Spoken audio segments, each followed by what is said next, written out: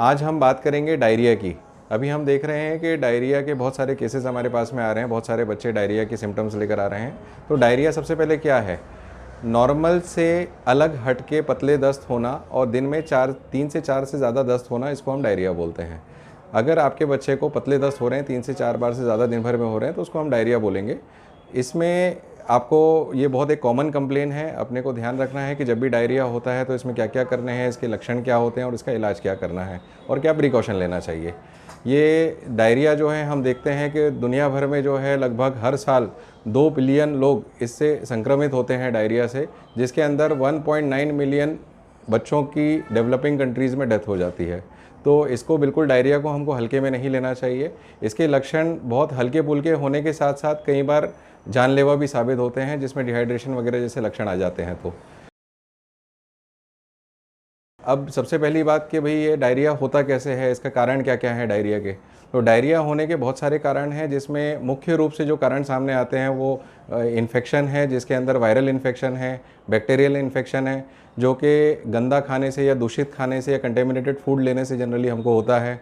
कई बार पैरासाइटिक भी होता है ये, तो जिसमें अगर हम दूषित पानी अगर पी लेते हैं तो उसके अंदर भी डायरिया हो सकता है।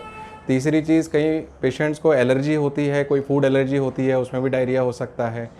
कई पेशेंट्स को हम देखते हैं कि जो ट्रैवलिंग करके आते हैं, एक टर्म हम यूज़ करते हैं ट्रैवलर्स डायरिया, जिसके अंदर वो एक जगह से दूसरी जगह जब आते हैं तो उस जगह पर इनको जब हाइजीनिक फूड नहीं मिल पाता है या वहाँ की कंडीशन हाइजीनिक नहीं होती है तो वहाँ के खाने पीने से डायरिया हो जाता है, जिसको हम ट्रैवलर्स डायरिया भी बोलते हैं।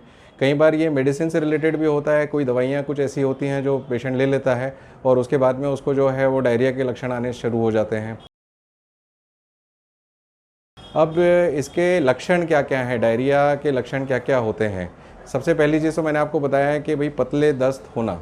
अगर आपकी नॉर्मल फ्रीक्वेंसी से ज़्यादा आपको दस्त हो रहे हैं और पतले हो रहे हैं, पानी जैसे हो रहे हैं, तो उसको हम डायरिया बोलेंगे।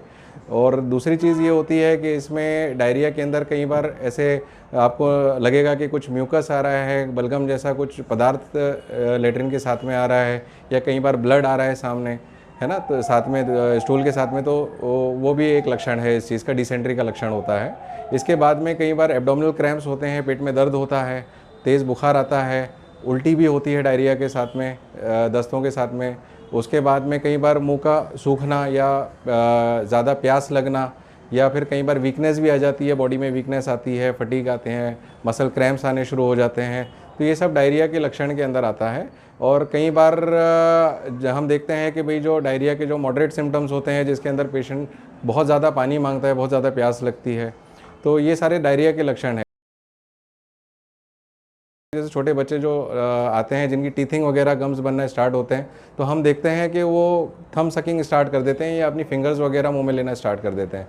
तो थोड़ा सा हमको इस चीज़ में प्रिकॉशन ये लेना है कि जब बच्चे मुंह में उंगलियां डालना शुरू करते हैं तो उनकी हाइजीन अच्छे से हम मेंटेन करें, उनके हाथ वगैरह हैंड वॉशिंग वगैरह बराबर दिन में जो है 4 से 5 बार कराते रहें, साबुन से या पानी से उनके हाथ वगैरह आप धुलाते रहें। कोई भी फॉरेन ऑब्जेक्ट मुँह में ना डालने दें उनको।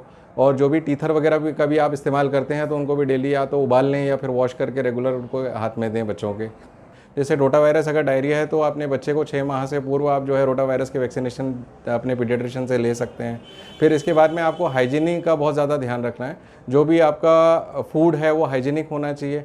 बाहर का खाना पीना बिल्कुल अवॉइड करिए, जितना हो सकता है कंटेमिनेटेड फूड को अवॉइड करिए और साफ़ सुथरा खाना अपने बच्चे को दीजिए। दूसरा, पानी जो है वो आपका जो है साफ़ सुथरा होना चाहिए, जो आप अपने बच्चे को पिला रहे हैं। कंटेमिनेटेड वाटर नहीं होना चाहिए। तो बाहर आप कहीं पर भी अगर पानी दे रहे हैं, अगर आप ट्रैवल कर रहे हैं, कुछ कर रहे हैं, तो आमतौर पे आप ध्यान रखिए कि आप बिस्लरी का पानी या मिनरल वाटर का इस्तेमाल करिए, या अगर आपको नहीं उपलब्ध हो पा रहा है तो बॉयल वाटर का इस्तेमाल करिए। अब हम बात करते हैं डायरिया के ट्रीटमेंट की। अगर हमारे बच्चे को डायरिया हो गया है तो हम उसके ट्रीटमेंट में क्या क्या करेंगे। अगर आपके बच्चे को पतले दस्त हो रहे हैं तो सबसे पहली चीज़ का आप ध्यान ये रखिए कि उसको ORS का घोल देना स्टार्ट करिए, ताकि उसको पानी की, इलेक्ट्रोलाइट्स की कमी ना हो जाए। अगर आपके पास में ORS अवेलेबल नहीं है तो आप नमक, शक्कर, पानी का घोल बनाकर भी बच्चे को पिला सकते हैं, या आपके घर में कोई जूसेस हैं तो वो भी दे सकते हैं, या नारियल पानी है तो उसका भी इस्तेमाल कर सकते हैं। बेसिकली उसको डिहाइड्रेशन नहीं होना चाहिए। जब तक आप किसी डॉक्टर को मिलते नहीं हैं तब तक आपको ये ध्यान रखना है कि घर की होम रेमेडीज़ जो है ये स्टार्ट कर सकते हैं आप। दूसरी चीज़ ये है कि अगर आपके बच्चे को डायरिया बहुत ज़्यादा हो रहा है, और ओरल एक्सेप्टेंस अच्छा नहीं है, अगर वो बच्चा वो मुंह से खा पी नहीं पा रहा है या उल्टियाँ हो रही है साथ में, तो तुरंत अपने पीडियाट्रिशियन को, अपने डॉक्टर को, चाइल्ड स्पेशलिस्ट को संपर्क करें और उनके पास जाके प्रॉपर ट्रीटमेंट फॉलो करें। आपके घर में आप दो चीज़ें कर सकते हैं, एक तो आप फ्लूइड्स दे सकते हैं बच्चे को, साथ में आप प्रोबायोटिक या प्रीबायोटिक आप ले सकते हैं बच्चे के लिए। अब एंटीबायोटिक का इस्तेमाल आप घर पे बिल्कुल ना करिए, क्योंकि अगर ये वायरल डायरिया है तो एंटीबायोटिक कई बार आपके डायरिया को बढ़ा भी सकता है। तो आपके डॉक्टर को डिसाइड करने दीजिए कि एंटीबायोटिक का यूज़ करना है या नहीं करना है। बस यही चीज़ें हैं, कुछ चीज़ें हैं जो आपको ध्यान रखना है डायरिया में। और बस मैं यही शुभकामनाएं आपको देता हूं कि आप स्वस्थ रहें, आपके बच्चे स्वस्थ रहें। Thank you.